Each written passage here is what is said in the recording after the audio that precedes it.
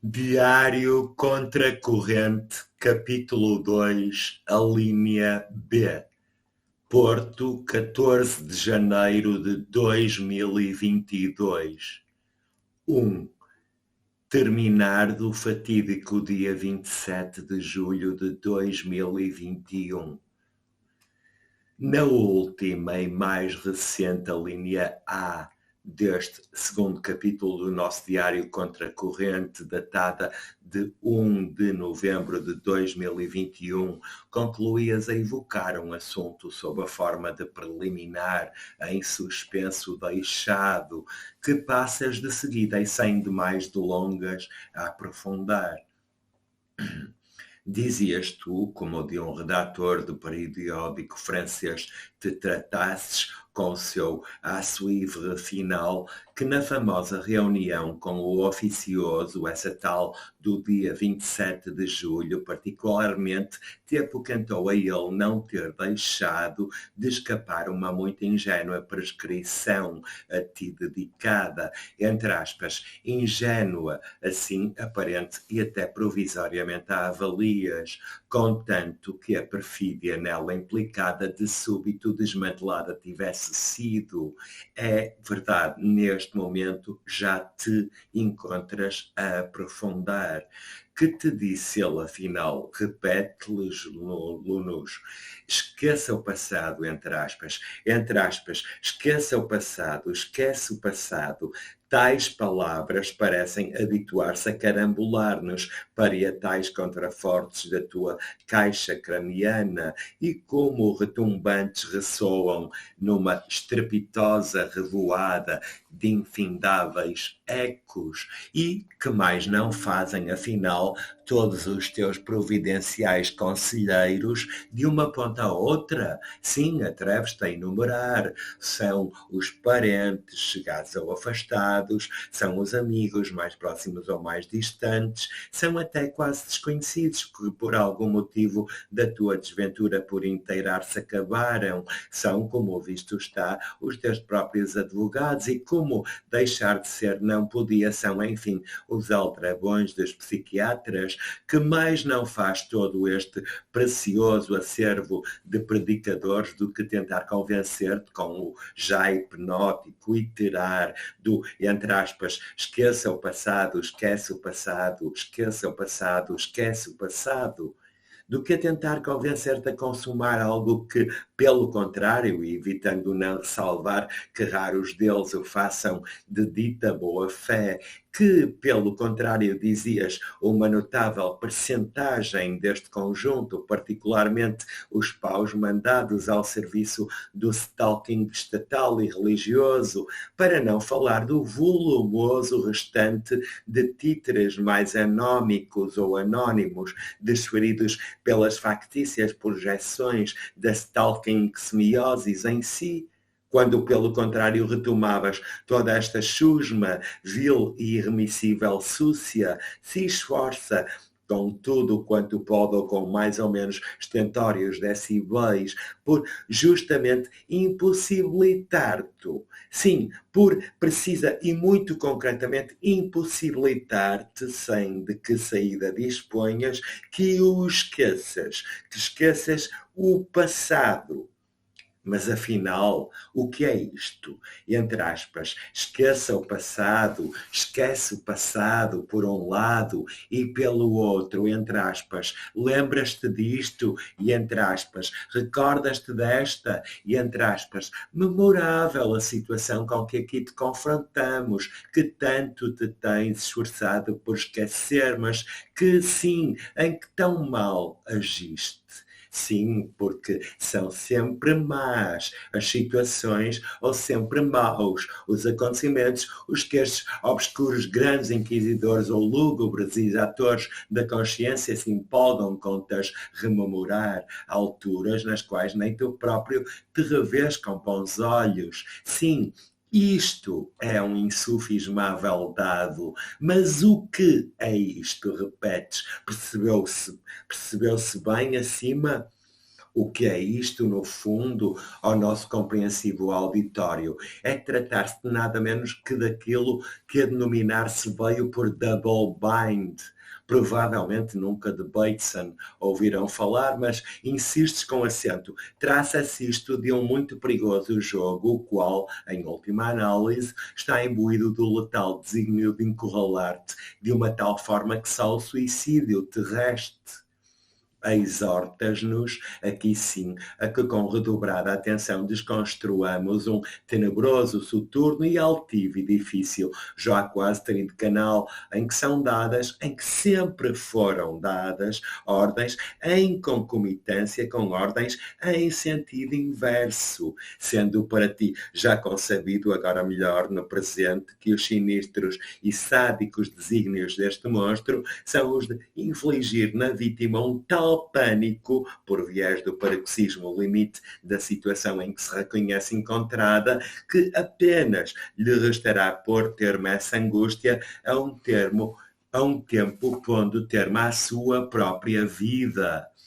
É simplesmente não divisar sequer que escapatória seja e sentir acumulado o amargo peso da derrota, a de qualquer ação que entenda tomar, e estas até podem muito bem ser contrárias. Para cúmulo, o esmagar dessa derrota apresenta-se algo de que só esta vítima apreende o real testemunho como factualmente iníquo, como uma espécie de ficção factícia. É por toda tal fatal e irremediável insolubilidade que a vítima, a miúdo sem reparar como manipulada ou alienada foi, acaba por suicidar-se, enfim. Curioso como aqui, para ti, logo se põe à vista o teu assumar como o terceiro artista de uma sinistra negra lista, porque já não te resta um ínfimo de dúvida de que o avaro Cinza Viela, originalmente o mentor ativo do stalking, hoje de certo até disso aposentado, e logo de seguida a testa de ferro do Estado e da Igreja promovido, é um psicopata compulsivo com propensões assassinas. Por isso, dizias, obviamente já não sobra que equívoco subentender-se se queira em deduzir que o pretenso, entre aspas, suicídio da sua mulher, crês que em 1973 foi por ele induzido. Foi até, aliás, uma maneira de dela se livrar. Algumas pessoas já perceberam como é perigoso este indivíduo, um impune criminoso à solta, quase deificado na atualidade. Casos tão sombrios, mas paradoxalmente tão notórios ou gloriosos que, com nobres ou Pritzkers agraciados, são mesmo o de Maeterlinck, o qual, feitas as contas, logrou efetivamente o suicídio daquele que tinha plagiado. Aliás, acrescenta já às tuas várias descrições do plágio, do dito, entre aspas, plágio ideológico real e concretamente efetuado pelo Cinza Viela na Igreja do Marco, depois de ter andado uns meses antes, através das janelas do seu escritório de então, a ripostar de modo a elevar-se à altura à da arquitetura que, em novembro de 1994, para a tua do seu escritório vizinha casa concebeste, arquitetura na qual, por reparar, acabara este plagiador. Acrescentas, aliás, ainda, como a dizer ias, que já de inúmeros plágios foste vítima. O do Cinza Viela foi apenas um de entre muitos. Aliás, crês, torcionário de gema que é, que durante bastante tempo o Cinza Viela foi uma espécie de, entre aspas, distribuidor de plágios. Entretanto, mesmo na atualidade, continuas a ser eminentemente pilhado. Mas diabos te levem, deverias ainda esclarecer por que carga d'água te afiguraste não como o segundo, mas como o terceiro artista desta sinistra listra. É que o segundo, ou melhor, a segunda, e que também era artista, foi já em 2015. Chamava-se Karina Rafael, cursou na ESBAP, ao que após se doutorou em psicanálise. cumprindo funções de arte-terapeuta no serviço de psiquiatria do Hospital São João, o tal onde te atendem em obrigatórias consultas e no qual te ministram o compulsivo injetável, foi vítima do colorido e hegemónico bullying da parte dos colegas psiquiatras do serviço, tendo sido a sua principal inimiga a atual chefe deste, Rosário Corral. Os pais da Karina, que a procurar-te e a falar contigo chegaram, levaram também a cabo uma ação jurídica contra o Serviço de Psiquiatria, particularmente contra Rosário Corral. Solicitaram de ti e de outros talvez também vão consolo, mas um real testemunho. Ora, imperioso se torna já que voltemos contigo um tanto atrás no decurso discursivo e então nos situamos nesse ponto após o qual a digredir principiaste.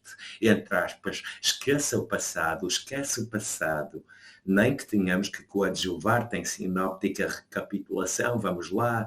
Começaste por aclarar que não eram menos do que praticamente todos os próximos ou outros na categoria afetiva dos, entre aspas, somente conhecidos, os que pretendiam, segundo certas aparências, como demonstrado, alentar-te com tais motes de sugerida amnésia.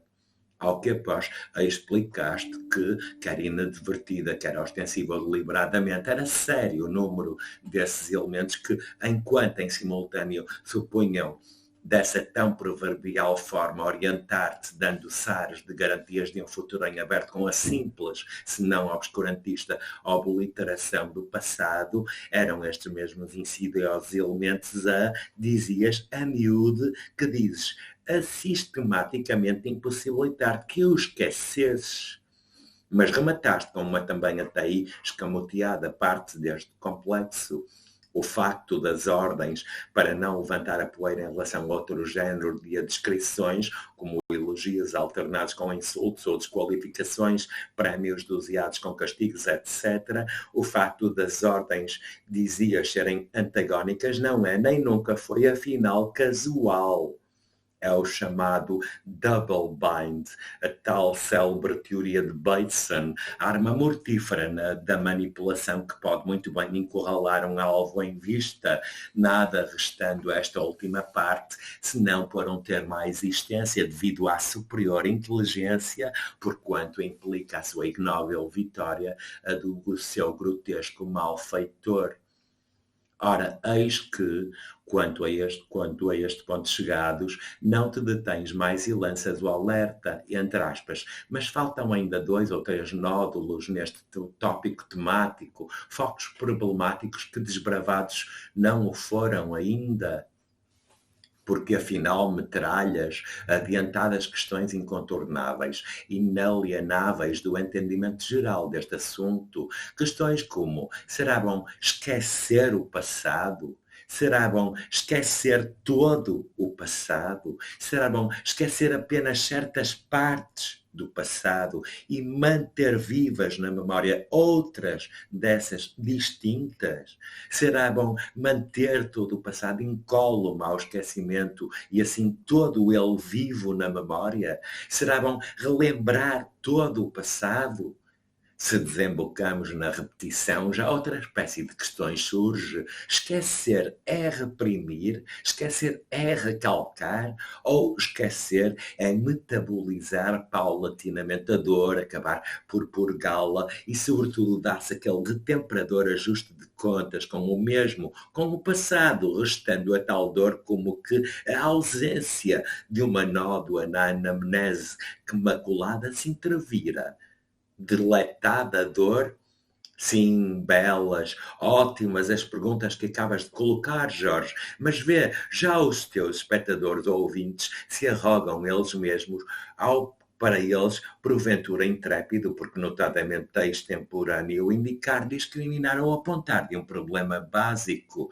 Já te explicaste o suficiente se é só através das palavras, da fala, disseste, que o stalker assegura que seja constante o teu reavivar do passado? Talvez não, admites, mas é possível que um tanto tarde seja. O melhor será remeter os respectivos receptores desta comunicação decorrente para as anteriores alíneas também no YouTube, ou suscitar-lhes o interesse por uma prévia documentação, a qual, se solicitada, poderás muito bem o seu acesso facultar. E, no entanto, é essa acérrima gentileza e pundonor que te quedou neste momento encavacado, pois sentes-te desprazeroso quanto baste quando vês alguém parecer sensivelmente atrasado no entendimento de problemas relativos a 3 décadas do teu envolvimento com este fenómeno. É a mesma correção ou polidez que te leva ou que te compele ainda a condescender com certa pedagogia. É o que entendes agora a exaurir e que eu seja de uma vez por todas esta dimensão da semiótica, das coisas que são ditas, mas que não o são por palavras, ou temperares na medida do teu possível esta aporia última que os nossos espectadores ouvintes introduziram. É sem dúvida retomar um discurso para ti assaz, entre aspas, batido, conquanto na realidade talvez não tenha sido suficientemente ouvido, ou talvez não tenha sido ouvido pelo menos até ao seu culminar. Nos últimos tempos, quando esta explicação suscitada tem vindo a ser recorrido, tens a um exemplo de veras básico, sem de que alguma eficácia esteja destituído. Quando o presidente do Sporting assiste publicamente a um jogo em Alvalade, é apenas um exemplo a severas. Sem dizer uma única palavra, mas no paletó ostentando uma gravata verde, ele está nada menos que comunicar, pelo geral, aos adeptos que, entre aspas, como não podia ser o verde a cor da minha gravata, sendo eu o presidente deste clube. Não eram as peles vermelhas que comunicavam através de sinais de fumo? Porque é que na cena inicial de Romeu e Julieta, os Montecchio e os Capuleto acabam muito céleres por fisicamente disputar-se, rixa na qual se insinua Romeu? Porque apenas e só um dos elementos das suas famílias, figurando num dos dois grupos rivais que nesse momento na rua transitavam, porque este mais belicoso provocador se limitou a levantar o polegar de uma das mãos na direção dos adversários. Sublinhas que, na Verona da altura, um polegar levantado na direção de outrem era um sinal considerado altamente ofensivo, afrontoso ou insultuoso.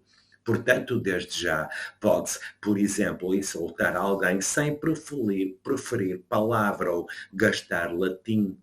Do mesmo modo, pode-se elogiar, ridicularizar, afligir ou atormentar. E até, como oportuno relembras, reavivar o passado de quem quer que seja, neste caso, claro, sendo requerido prévio conhecimento daquele a quem se pretende o passado fazer ressurgir, assim como também, óbvio, se torna o deste mesmo passado. Tudo isto se sabe ainda a um acre travo de vacuidade em que apareceram tanto abstruso te arriscas, considerando certos alheios auditores, ainda apanhados de surpresa, desfalcados de qualquer apreciação anterior da muita tinta que já dispendeste na abordagem que esta assunto a uma extensa jornada encetaste. Por que não voltarmos à vaca fria e chamarmos os bois pelos nomes?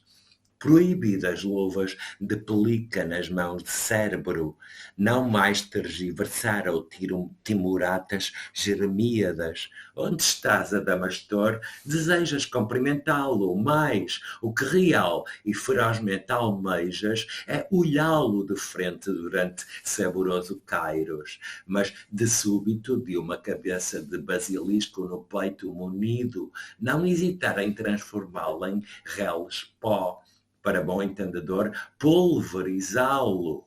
Avante então, que Azahar nos protegem também a aventura.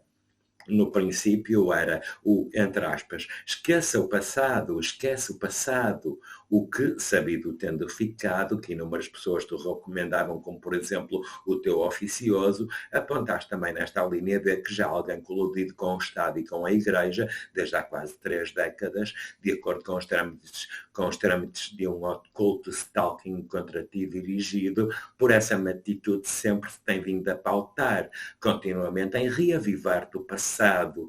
Neste momento discriminaste especialmente nas situações nas quais nem a ti próprio própria ter solves situações clandestinas, foragidas de sem resolução. E pronto, detenhamo-nos então por aqui para passar ao estudo de certa paleontofenomenologia, a de ovo. Na realidade, quem começou de factual e positivo modo por reavivar ou relembrar o passado? Acaso sabem aqueles que agora te ouvem que a resposta a esta pergunta és tu próprio, Jorge?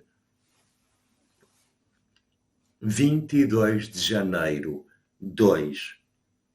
Nunca mais te esqueces de uma especial leitura. Foi a de um livro que descobriras numa indiferente estante da casa da tua avó materna. Tinhas tu 19 anos. Que livro foi? Nada menos que uma biografia sobre Freud. Já tinhas ouvido falar, mas era pouco específico que relativo a este dito, entre aspas, pioneiro da psicanálise. Conhecias? Ora, como te marcou este livro? Terão sido as tuas reais boas-vindas ao mundo adulto? Nem te recordas do nome do autor, mas enlevou-te então a forma apaixonada como te transmitiu os métodos de Freud, que estes, sim, foram cruciais para o verdadeiro revirar da alma resultante desta juvenil leitura. Salientes tinham permanecido as ideias do inconsciente, embora não soubesses ainda que estas, mais originalmente, eram bastardas por seu turno de ideias derivadas de Nietzsche, da qual, nessa tenra idade, também apenas o nome conhecias, ou mais ainda, de ideias derivadas de Schelling, de quem, se bem te recordas, talvez nunca sequer tivesse ouvido falar, mas, sobretudo e mesmo mais profunda, a viva impressão, a da anamnese. Após um período de tal intensa leitura, ter ficado, por assim dizer, a marinar no neófito entendimento, acabou por vir a eclodir de heurístico modo aquilo que já na conturbada época pareceu ser a panaceica solução dos teus problemas, e nem sequer apenas dos circunstanciais, mas dos estruturais, da ordem da existência. Acima de tudo, achaste nesse momento um momento natural e vulnerável, insegurança ou pouca firmeza adolescentes, que, recorrendo a esse método da anamnese, poderias tu próprio empreender, sendo que com Freud julgavas tê-la aprendido uma autoanálise, esperando obter assim, enfim, como corolário do porvir, saber muito melhor a partir daí que rumo tomar. Na verdade, a ideia da anamnese tinha ficado bem compreendida, apesar de ter demorado ainda 2 ou 3 anos antes que na ação que acabaste por vir a pôr em prática se consubstancializasse. Mas até aos 23, 24 anos, verificaram-se, entre diversas outras, ainda as leituras igualmente intensas de 2 vultos, quiçá tão incontornáveis quanto Freud, que acabaram de maneira similar por vir a imprimir profundas marcas e influências na tua matriz espiritual, indeléveis fatalidades. Foram elas as leituras, as dos diálogos de Platão, falas nomeadamente da apologia de Sócrates e de Fédon, e as de Roland Barthes. Aqui destacas aturadas e anotadas abordagens de aprofundamento às mitologias, aos ensaios críticos e à Câmara Clara.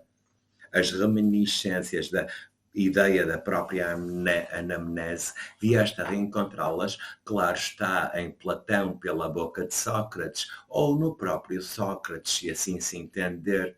A assaz versátil semiologia linguística de Roland Barthes, por sua vez, acentuou redobrada, endiabrada, esta Platão diria, entre aspas, via dialética ascendente, naquilo que traduzir poderíamos por, entre aspas, escavação da alma, ou, entre aspas, interiorização do ser, ou a prédica da autognose no friso do frontão do Parthenon, pontuando nocete ipsum.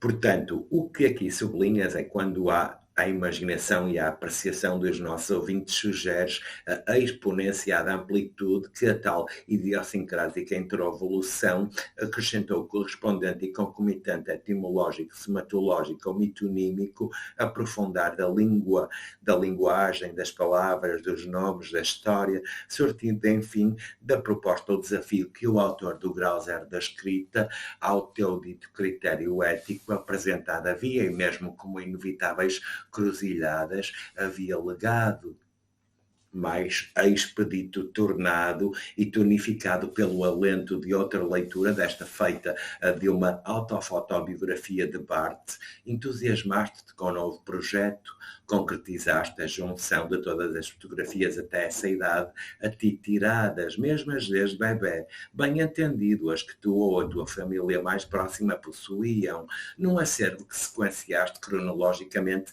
nas páginas imensas de um volumoso caderno A4 para o efeito. Concretizaste no princípio tal empresa, a da tua autofotobiografia, o que veio a tratar-se de um fecundo manual menémico, de precioso guia orientador do ato de recordar.